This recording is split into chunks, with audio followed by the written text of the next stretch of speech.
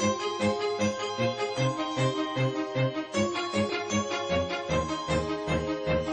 we need is love, yeah, it's all we'll ever need. All we need is love, yeah, it's all we need is all we need is love. All we need is love.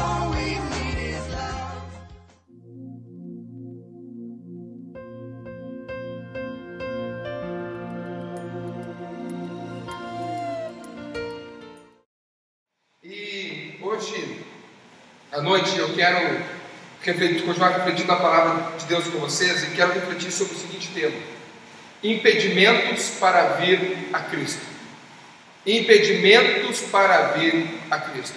E para este tema eu convido a todos que abram comigo sua Bíblia no Evangelho de Mateus, capítulo 13, versículos 53 ao 58. Evangelho de Mateus, capítulo 13, versículos 53 ao 58. Impedimentos para vir a Cristo.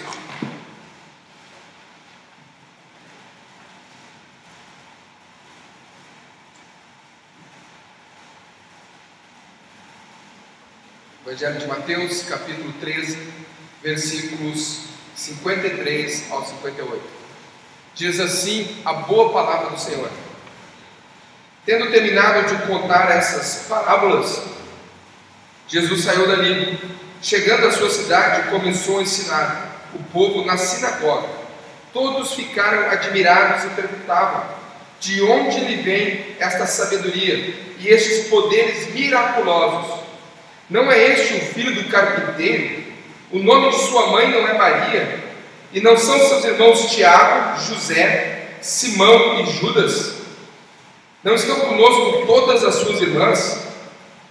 De onde, pois, ele obteve todas essas coisas? E ficavam escandalizados por causa dele. Mas Jesus lhe disse: só em sua própria terra, em sua própria casa, é que um profeta não tem honra. E não realizou ali muitos milagres, por causa da incredulidade deles.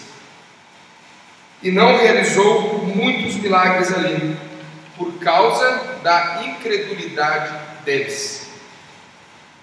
Que Deus nos conceda nessa noite uma porção dobrada da sua graça, e que fale poderosamente ao nosso coração através desse trecho das Escrituras. Eu quero convidá-lo mais uma vez a fechar os olhos, curvar a cabeça, e vamos pedir que Deus fale conosco.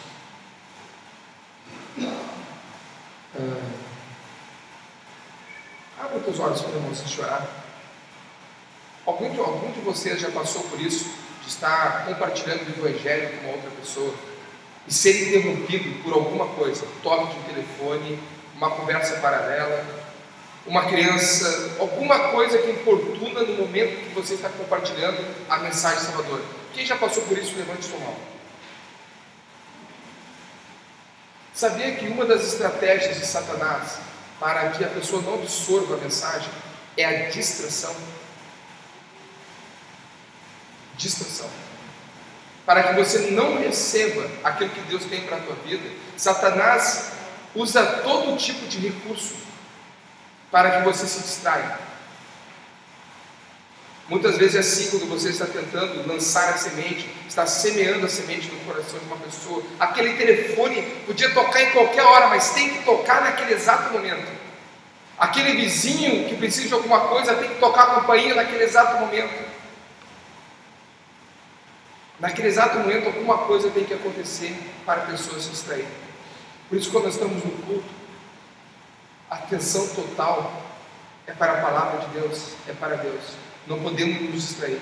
Qualquer movimento durante o culto distrai, tira a atenção daquele que está interessado em ouvir a palavra, daquele que está interessado em receber algo de Deus. Fecha teus olhos, levanta a cabeça e vamos orar. Senhor Jesus, muito obrigado por cada vida que aqui entrou.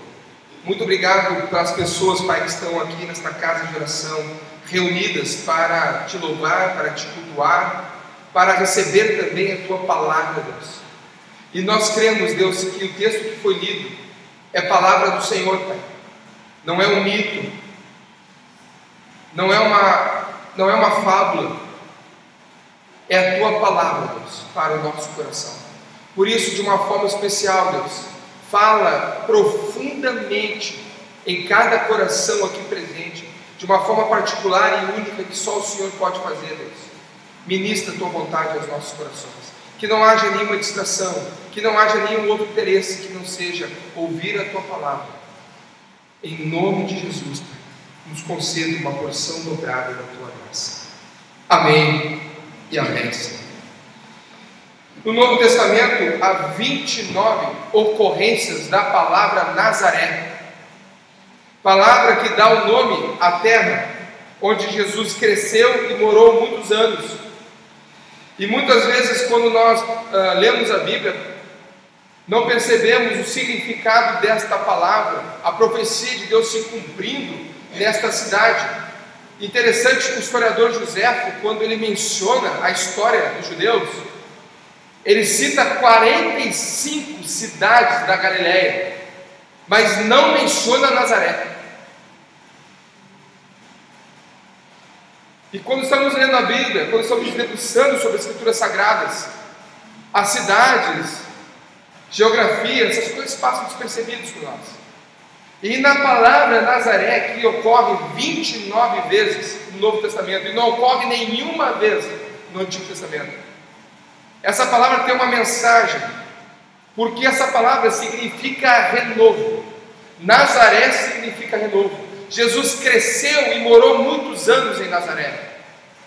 E a mensagem que tiramos da palavra Nazaré é que o meu renovo virá sobre o meu povo. Quando Jesus cresceu, viveu em Nazaré, voltou a Nazaré para pregar nas sinagogas deles, a mensagem contida nessa cidade é o seguinte: o meu renovo virá sobre o povo, o renovo que é Jesus Cristo. Então o renovo de Jesus virá sobre minha vida e sobre tua vida hoje à noite, porque esta é a mensagem desse texto, para mim e para você. O renovo de Deus virá. Em determinado momento do seu ministério, Jesus volta a Nazaré, acompanhado de seus discípulos, deixa Cafarnaum, uma cidade que foi o quartel-general do seu ministério, onde ele centralizou boa parte da sua vida, do seu ministério em Cafarnaum. E no sábado, conforme o evangelista Marcos, no capítulo 6, versículo 2, ele volta a Nazaré, e no sábado ele começa a pregar o evangelho na sinagoga deles. E a ação de Jesus, por incrível que pareça, ela foi barrada pelos moradores de Nazaré, que rejeitaram Jesus e a sua ação. Terra onde ele morou, terra onde ele cresceu com sua família, terra onde alguns familiares ainda continuavam morando, principalmente as suas irmãs com os seus cunhados morando naquela terra. E Jesus volta a Nazaré e ele é rejeitado. Está ali o renovo de Deus sobre a vida do povo, e o povo rejeita o renovo de Deus. Onde Jesus proferiu um dos adágios mais conhecidos: não há profeta sem honra, senão na sua própria terra ou na sua própria casa. Um dos adágios mais conhecidos de Jesus. E se todos tivessem conhecimento profundo desse adágio, nunca o diriam, jamais. Jesus proferiu esse adágio após ser rejeitado. Rejeitado. Quem já em algum momento da sua vida enfrentou rejeição, sentiu na sua pele o que é ser rejeitado, sabe o que é isso? E Jesus foi rejeitado naquele momento, e ele proferiu esse adágio.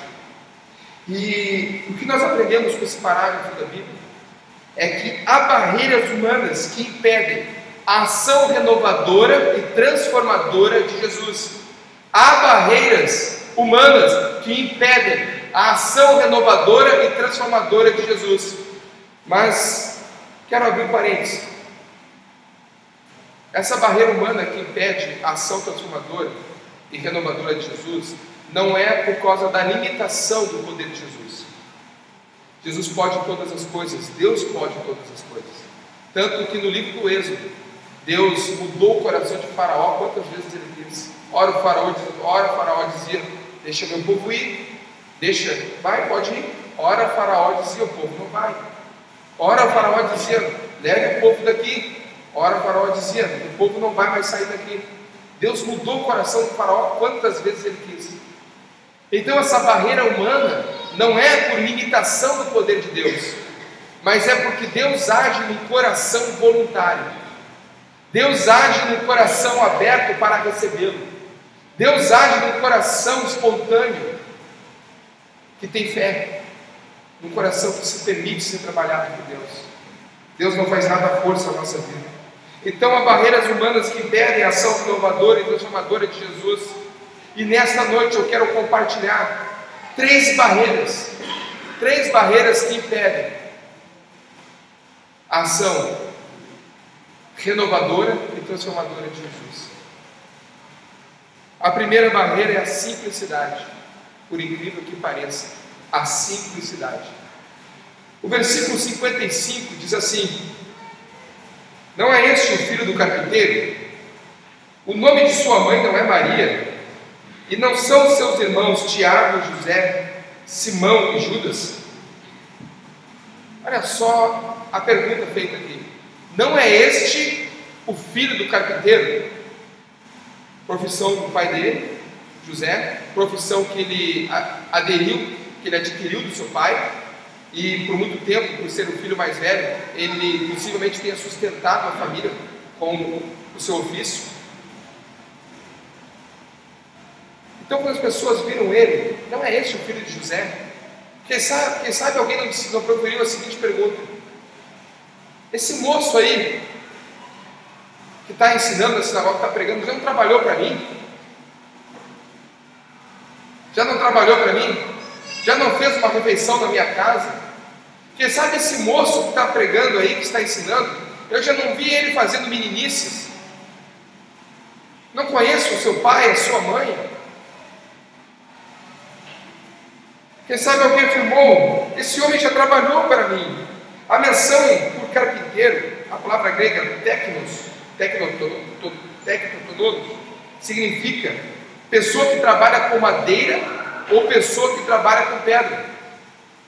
Então não tem como afirmar totalmente que seja madeira que Deus trabalhava, mas também não tem como afirmar que se fosse pedra.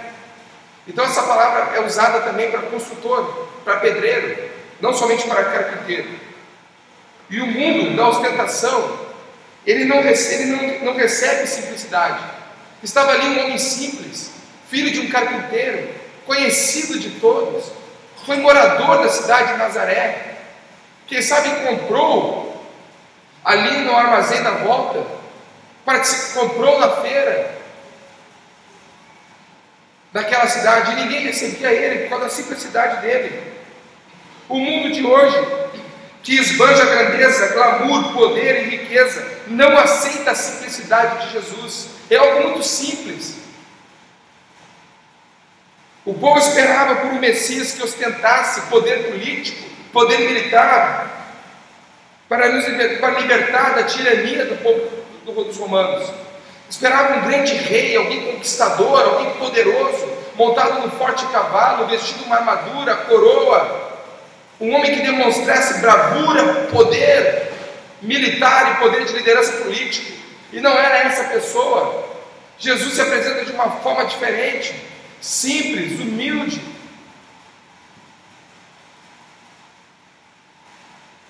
Como é que alguém tão simples assim pode ser o Messias? Como é que um filho de um carpinteiro, alguém tão simples assim pode ser o Messias? Certa vez eu compartilhei do Evangelho com um policial militar. Comecei a falar de Jesus para ele, assim, por causa das indagações dele. Então eu comecei a compartilhar do Evangelho, e ele começou a perguntar, e eu comecei a apresentar então um plano de salvação para ele. Comecei dizendo que é um abismo que se separa Deus e o homem, e esse abismo se chama pecado. Citei Romanos 3,23, pois todos pecaram e estão destituídos da glória de Deus, ou seja, separados da glória de Deus. Todos pecaram, falei para ele, todos. Não há uma pessoa na face da terra que não tenha pecado. Todos têm pecado. E esse pecado criou um abismo entre Deus e o homem.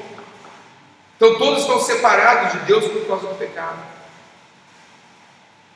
Falei para ele que o homem tem buscado construir uma ponte sobre esse abismo, por meio de religião, por meio de filosofia, por meio de boas obras. Falei para ele que só há um único caminho para que o homem chegasse até Deus. Não é por meio de religião, não é por meio de filosofia, não é por meio de prática de boas obras. Só há um caminho para que o homem chegue a Deus. E esse caminho é Jesus. Daí citei João capítulo 14, versículo 6. E respondeu-lhe Jesus: eu sou o caminho, a verdade e a vida. Ninguém vai ao Pai senão por mim. Ele disse para ele: se você confessar com a sua boca que Jesus é o Senhor e crer em seu coração que Deus ressuscitou dentre os mortos, será salvo. Romanos capítulo 10, versículo 9. Você gostaria nesse momento de orar comigo, confessando Jesus como teu Salvador pessoal e receber o perdão dos seus pecados e a vida eterna? E ele respondeu: é simples assim? É simples assim? É tão simples assim? Se eu fizer essa oração contigo, dizendo que, e confessando meus pecados, é tão simples eu receber a vida eterna? Eu disse: é tão simples assim. Se você crê de todo o coração e com a tua boca confessares que Jesus é o Senhor, te arrepender dos teus pecados, hoje mesmo o teu nome estará escrito no livro da vida. Agora, nesse exato momento. E ele disse: não pode ser simples assim. Não pode. Eu já fiz tantas coisas erradas na minha vida. Eu fiz coisas que eu tenho vergonha de compartilhar contigo agora. Não pode ser tão simples assim. E para muitos, uma barreira que tem para andar com Cristo é por causa da simplicidade. Ele disse: mas eu não preciso fazer mais nada, é só crer em Jesus, é só isso. É só crer em Jesus. Há uma frase de Stark que ele diz o seguinte: de fato, Jesus é o filho do carpinteiro, mas daquele carpinteiro que fez os céus e a terra.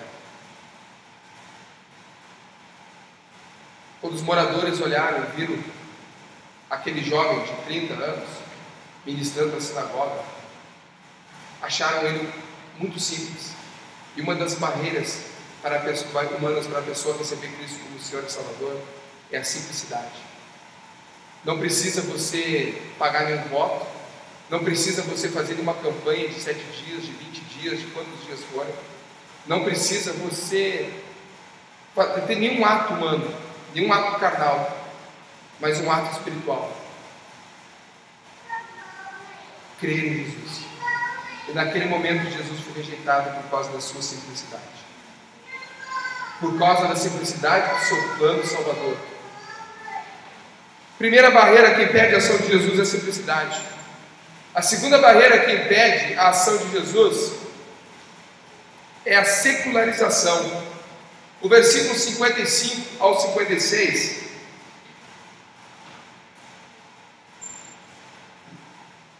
diz assim: chegando à sua cidade, começou a ensinar o povo na sinagoga. Todos ficaram admirados e perguntavam: de onde lhe vem essa sabedoria e estes poderes miraculosos? Não é este o filho do carpinteiro? O nome de sua mãe não é Maria? E não são seus irmãos Tiago, José, Simão e Judas? A secularização. Para que você possa compreender melhor o que é secularização. A palavra secularização vem do latim século, que significa século, período de 100 anos. E depois que a igreja absorveu essa palavra, século, do latim eclesiástico, adquiriu o significado de mundo. Então a junção de mundo e século ficou espírito do mundo. Então a secularização significa espírito do mundo, algo mundano, algo comum. Então a fé se tornou apenas mais um segmento da sociedade. De tantos segmentos que há na sociedade, tantos setores que há na sociedade, A fé se tornou apenas mais um segmento. E para eles, Jesus era apenas mais um de tantos que eles já ouviram, mais um de tantos que traz uma promessa de libertação, uma promessa renovadora, uma promessa de esperança, uma promessa de libertação, de vida próspera, de paz. Era apenas mais um. Nós conhecemos seu pai, a sua mãe, seus irmãos, e ele é apenas mais um. É apenas mais um homem que vem aqui ministrar, que vem pregar para nós. Para muitos hoje Jesus é apenas mais um vulto na história da humanidade. É apenas mais um na história do mundo. Mas irmãos, não, Jesus não é apenas mais um. Não é apenas mais um vulto na história da humanidade. Por que não é apenas mais um vulto? Porque um homem chamado Siddhartha Gautama, conhecido como Buda, nascido aproximadamente 583 anos antes de Cristo, no Nepal, que hoje é líder, a sua memória guia uma seita. Ele morreu 483 anos antes de Cristo na Índia, e os seus restos mortais estão lá, são cultuados anualmente em Mumbai, na Índia. Anualmente pessoas migram no mundo inteiro para cultuar os restos mortais de Siddhartha Gautama, o Buda. Um vulto da sociedade, um vulto da humanidade. Maomé, ou Mohammed, nascido em 6 de abril de 1570 depois de Cristo, sepultado em Medina, na Arábia, em 8 de junho de 632 depois de Cristo. Os muçulmanos saem de qualquer canto do mundo para ir lá em Medina, cultuar, orar, aonde estão os restos mortais desse vulto da história chamado Maomé, Mohammed. Hippolyte Léon Denisard Rivari, conhecido como Allan Kardec, nascido em 3 de outubro de 1804 em Lyon e sepultado em Paris em 31 de março de 1869. Está lá o túmulo dele, que é visitado na data do seu aniversário por muitas pessoas e cultuado por muitas pessoas na data do seu aniversário. Por que Jesus não é apenas mais um vulto da história? Não é apenas mais um. Jesus não tem data de nascimento. Jesus não tem data de sepultamento, de falecimento, porque a sepultura dele está vazia, e ele vive até hoje, e viverá para sempre, e viverá no coração de todo aquele que receber como Senhor e Salvador. Jesus vive e quer viver no teu coração, e quer que você viva eternamente junto com Ele. Como o mundo está secularizado, como a fé está secularizada. Eu recebi um casal de amigos em minha casa, há algum tempo atrás. Então nós sentamos na sala, e eu fazia sala para o casal, enquanto Juliana preparava algo para nós comer. Então, liguei a televisão e parei naquele desenho dos Simpsons, que naquele dia eu tomei a decisão de nunca mais olhar esse desenho, por um motivo que eu vou explicar. Determinado momento, o rapaz estava conosco, ele fez uma brincadeira a respeito da mãe da sua esposa, da sogra. Ela não gostou nem um pouquinho da brincadeira. Ela ficou pé da vida com ele. Com razão. Não tira a razão dela. Nem de uma outra pessoa que fica chateada por causa disso. Mas em determinado momento daquele desenho, no final do desenho, apareceu a figura de Jesus dançando. Uma dança ridícula. E eu olhei para ele e disse: pai, e agora eu desligo? Não escandalizou ninguém. Ninguém ficou escandalizado. A fé sendo ridicularizada naquela televisão, e ninguém ficou escandalizado. Mas qualquer outra coisa nos ofende, mas não a nossa fé.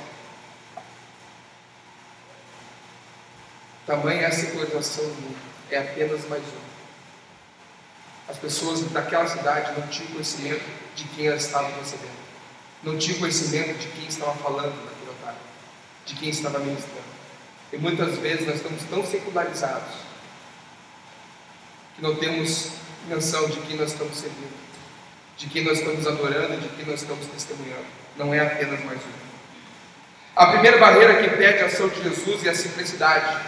A segunda barreira que impede a ação de Jesus no coração de uma pessoa é a secularização. É apenas mais uma. E a terceira barreira que impede a ação de Jesus é a incredulidade.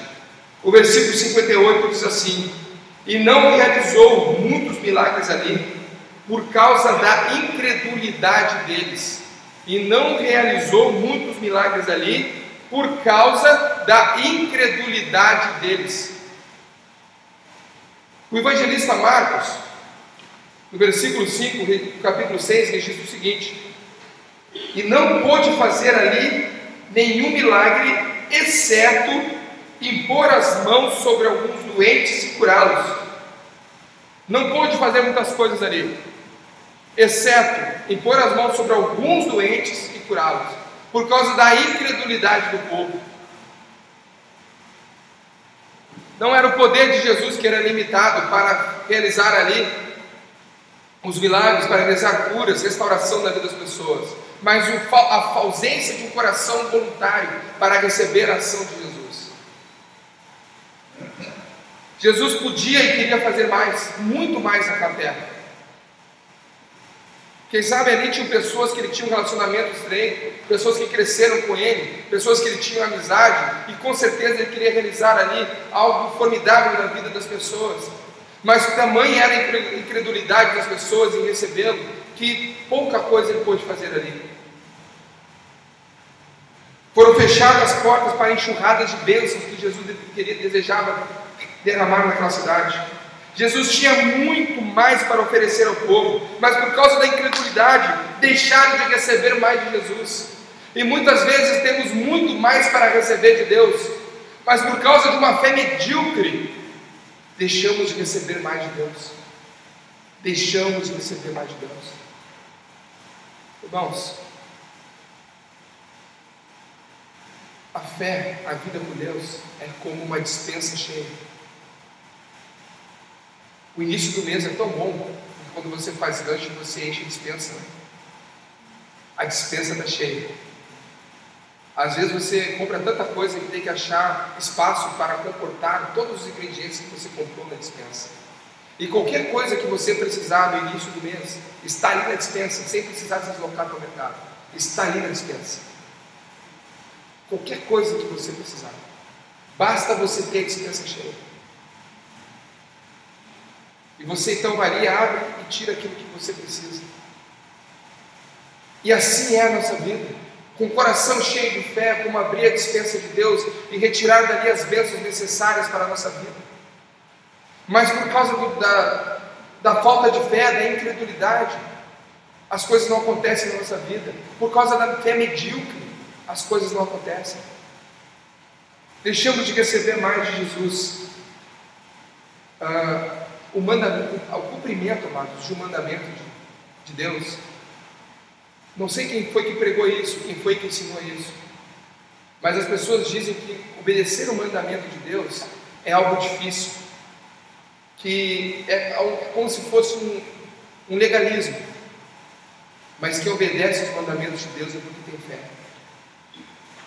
Alguém perguntou para mim: como é que está? Firme nas promessas? Eu estou firme nas promessas, mas mais firme ainda nos mandamentos, porque tenho fé em cumprir os mandamentos. Porque cumprir os mandamentos de Deus, se agarrar aos mandamentos de Deus, exige fé, muita fé. Fritz Heinecker disse algo interessante sobre isso. Onde o Salvador gostaria de ter feito o máximo, foi forçado a fazer o mínimo. Amados, não crer em Jesus é pecado. Não crer em Jesus é pecado. Jesus queria fazer com que o cálice de bênção transbordasse sobre a vida do povo, mas o cálice não transbordou sobre a vida do povo por causa da incredulidade. Quando olhamos para o Novo Testamento, para o Antigo Testamento, e olhamos aquela viúva desprovida de recurso financeiro, que recebe o profeta, e o profeta diz para ela: vá aos seus vizinhos e peça vasilhas emprestadas. E ela vai a todos os vizinhos, recolhe vasilhas, e então começa a deitar o azeite sobre as vasilhas, e as vasilhas vão se enchendo, e o azeite parou quando não tinha mais vasilhas. Se ela tivesse pegado mais vasilhas, maior teria sido o derramamento de azeite sobre a casa dela. E quanto maior for a sua fé, maior for a sua busca por Jesus, mais abençoado você será. Se você crer, Deus fará o impossível na tua vida. E Deus fez pouco ali por falta da fé daquele povo. Fez pouco ali por causa da fé. Certa vez o professor abriu a sua aula da seguinte forma: eu vou provar para vocês que se Deus existe, então Ele é mau. Deus criou tudo que existe? Rapidamente os alunos responderam sim. Se Deus criou tudo, então Ele criou o mal. E o que significa que Deus é mau? O aluno arriscou, se levantou e disse: com licença, professor. Professor, o frio existe? Que tipo de pergunta é essa? Claro que existe. Você nunca ficou com frio? Na verdade, senhor, o frio não existe. De acordo com as leis da física, o que consideramos frio, na realidade, é a ausência de calor. O professor ficou olhando para ele. Na verdade, senhor, o frio não existe. Professor, escuridão existe? Claro que existe. Você está errado, senhor.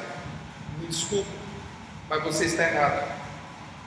A escuridão também não existe. A escuridão é, na realidade, a ausência de luz. A luz nós podemos estudar, mas a escuridão não. Não tem como estudar a escuridão. O mal não existe. É a mesma coisa da escuridão e do frio. Deus não criou o mal. O mal é resultado do que acontece quando o homem não tem o amor de Deus presente em seu coração. O mal é a ausência de Deus. O vazio não existe. Ele é a ausência de Deus. E tudo o que Jesus queria era preencher todos os espaços da vida das pessoas com a sua paz, com a sua presença. Mas barreiras humanas impediram a ação de Jesus. Não por limitação do seu poder, mas porque ele esperava um coração voluntário que recebesse o seu amor, o seu perdão, a sua ação renovadora e transformadora. Barreiras humanas impedem a ação renovadora e transformadora de Jesus.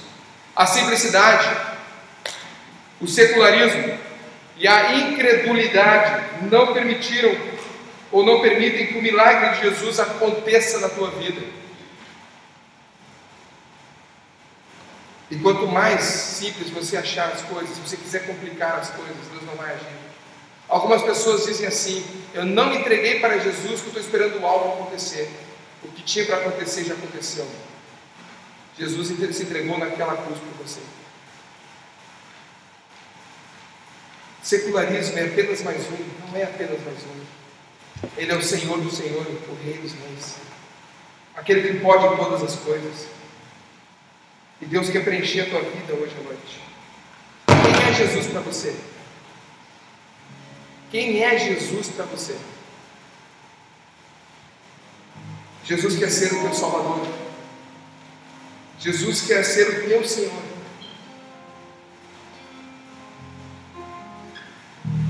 Eu quero encerrar compartilhando mais uma ilustração com vocês daquele homem que teve um sonho. E naquele sonho ele avistava muitas pessoas vestidas de branco. Enquanto ele estava em cima de um muro, em cima daquele muro, ele via multidão de pessoas vestidas de branco do outro lado do muro, que gritavam para ele: venha, pule para o nosso lado, venha, venha, pule. E do outro lado havia um homem vestido de preto, sentado com as pernas cruzadas, sem fazer nenhum gesto para ele, só olhando para ele. Ele olhou para aquele homem quando estava em cima do muro e disse: esta multidão de branco grita para que eu pule para o lado dela, para que eu vá para o lado dela. E eu estou em cima do muro aqui e você não me convence para o seu lado. E aquele homem de preto respondeu: eu não preciso convencer você para vir para o meu lado, porque o muro é meu. Ficar em cima do muro é não ter Jesus na sua vida. Você pode dizer o seguinte: olha, eu acredito em Deus, mas eu não quero compromisso com Ele. É a mesma coisa que dizer eu não acredito. Jesus quer fazer algo tremendo na tua vida, mas você precisa abrir o teu coração de forma voluntária para que Ele realize uma obra tremenda.